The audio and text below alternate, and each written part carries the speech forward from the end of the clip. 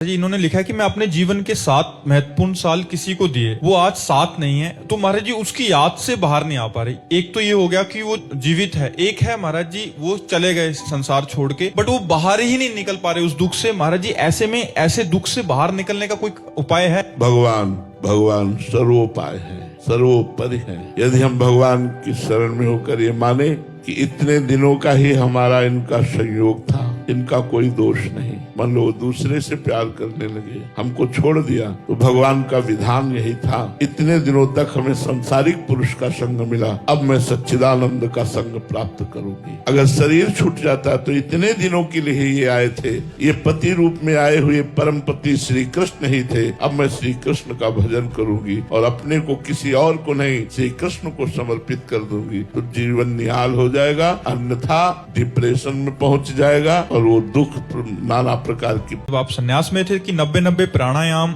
करते थे तो दिमाग में एकदम भागवतिक साय मचता था और मंत्र घूमता रहता था, तो महाराज जी हम जैसे साधकों के लिए ऐसी कोई विधि या कोई सही अनुष्ठान जिससे मतलब हमारे भी ऐसा भाव आए? देखो क्या है बच्चा कि अब बचपन से भगवान के मार्ग में थे तो हमारा लक्ष्य था भगवत प्राप्ति, तो हमें जो साधन संतों से मिलता हम उसी में लग जाते। भागवत में भगवान श्री कृष्णचंद्र जी ने कहा है कि यदि मन को एकाग्र करके अपने लक्ष्य पर दृढ़ करना है तो 10-10 प्राणायाम 3 बार करना होगा, रेचक, कुंभक और पूरक। ये वर्षों में ऐसा नहीं हुआ कि शुरू से पहले 5-5 किए, फिर 10-10 किए, फिर 15-15, फिर 20-20, फिर 30-30 प्राणायाम एक बार खींचा मंत्र जपते हुए, कई मंत्र जपते हुए। जैसे इसकी पद्धति है 8 मंत्र जप करते हुए खींचा तो 16 मंत्र जप करते हुए रोका तो 32 में निकालना है, इससे प्राणवायु सूक्ष्म होती है। शास्त्रों के अनुसार हर गृहस्थ को अपनी जीविका का 10% धर्म कार्यों के लिए निकालना चाहिए। महाराज जी यदि पति कंजूस सा हो तो मतलब उसके धन से 10% चोरी कर सकती हूँ? वो चोरी उसके लिए मंगलकारी होगी।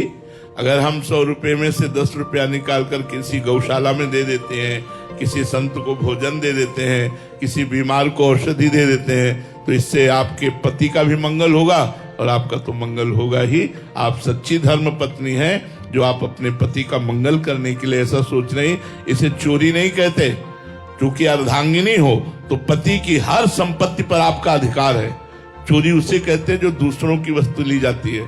आप अपनी वस्तु का दान कर रहे हैं, क्योंकि पति आपके हैं तो पति की संपत्ति आपकी है और आप अपनी संपत्ति का दशांश दे रहे हैं, इसलिए वो चोरी नहीं, वो धर्म है जिसमें पति का भी मंगल होगा और आपका भी मंगल होगा। जी मैंने 4 धाम, 12 ज्योतिर्लिंग, मानसरोवर यात्रा और अमरनाथ यात्रा पूर्ण कर ली है, फिर भी लगता है कुछ अधूरा है महाराज जी। मैंने पूर्ण की है ना, इसलिए अधूरा है, इसलिए अधूरा है क्योंकि ये सब कर्ता भाव से हो रहा है ना।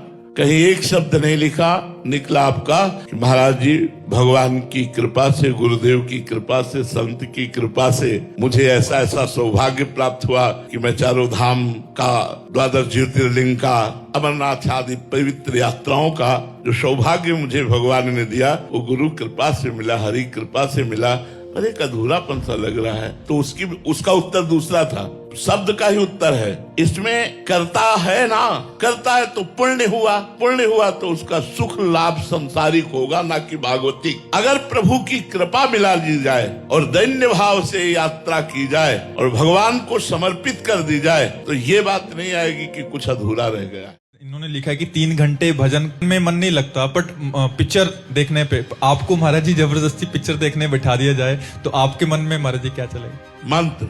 मंत्र चलेगा। हम पिक्चर में तो बैठे हैं और कहाँ बैठे हैं? इसे एक पिक्चर हाल समझ लो। अब ये चल रहा है, अब ये चल रहा है तो हम क्या इसी में है क्या? नहीं, हमारी एक और चल रही सोच। जैसे आप सुन रहे हो तो अंदर कुछ और चल रहा है, देख लो, आप अभी देख लो। ऐसे ही हम आपसे बात कर रहे हैं, आपसे चर्चा कर रहे हैं, लेकिन हमारे अंदर जो चल रहा है, हमारी जैसे धड़कन नहीं रोक सकते ऐसे हमारे भजन को नहीं रोक सकते। तो चाहे पिक्चर दिखाओ, चाहे जहाँ बैठा लो, हमारी सोच तो वही रहेगी ना। हमारी सोच को कौन बदल सकता है? जो 40-45 वर्ष से सोच रही है, चाहे हम कुछ पा रहे हो, खेल रहे हो, बात कर रहे हो, लेकिन वो अंदर चलेगा। जैसे श्वास चल रही है तो इसे रोका नहीं जा सकता, रोकोगे तो मर जाओगे। ऐसे तद विस्मरण परम व्याकुलते थी, भगवान का स्मरण नहीं छोड़ा जा सकता। हमें सबसे बड़ा बड़ा विक्षेप पड़ता था जब साउंड बजता है। वह ये तो बहुत बड़ी कमजोरी है। इतने सारे जनों से मिलते हैं आप, तुम आपके चिंतन में ही नहीं है। एक व्यक्ति नहीं कि हम एकांत में बैठे जा करके कि अमुक प्रश्न करता अमुक, ये दृष्टि केवल ऐसे चल रही, हम देख किसी को नहीं, हम अपने भगवान को देख रहे हैं। भगवान के सिवा हम किसी को नहीं देख रहे। हमारा प्रभु विराजमान इन सब रूपों में है, इसलिए इन रूपों का महत्व नहीं, भगवान का महत्व है। नहीं तो दिन भर हम इसी में पड़े रहे, फिर तो इतने रूप देखते हैं, इतने लोगों से बातचीत करते हैं। हम सिर्फ श्री जी को जानते हैं, प्रभु को जानते हैं, उन्हीं के नाते से आपको जानते हैं। इस आपके हृदय रूपी मंदिर में मेरे प्रभु विराजमान, इसलिए प्यार करते हैं। हमारा किसी से प्यार नहीं, हमारा सबसे प्यार, समझ पाओ तो समझ जाओ, हमारा किसी से प्यार नहीं, हमारा सबसे वास्तविक प्यार, ड्रामा नहीं, वास्तविक प्यार। और वास्तविक बात है कि हमारा किसी से प्यार नहीं, और वास्तविक बात है कि हम सबको बहुत प्यार करते हैं। अब आप समझ पाओ तो समझ पाओ। कभी बहुत गूढ़ बात कह, हाँ बिल्कुल सत्य समझो, हम वृंदावन में बैठ के कह रहे हैं, वास्तविक समझो।